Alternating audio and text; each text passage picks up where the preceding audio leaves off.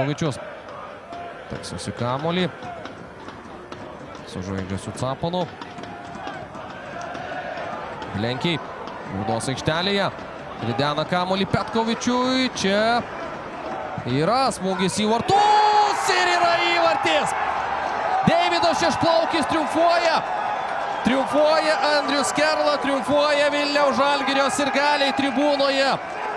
Panašu, kad Petkovičius dar kamuolį kažkiek lietė. Pasižiūrėsime pakartojimą. Rikošetas buvo, bet nuo ko atšoko kamuolys sunku tikrai įžiūrėti realiu laiku. Dar kartelį šią ataką Bilenkiai. Petkovičiui smūgio nesukūrė, o štai čia bėgęs iš toli. Taip. Šešplaukis smūgiuoja, Petkovičius kyšteli koją ir dublis. Dublis jo sąskaitoje šiose rungtynėse.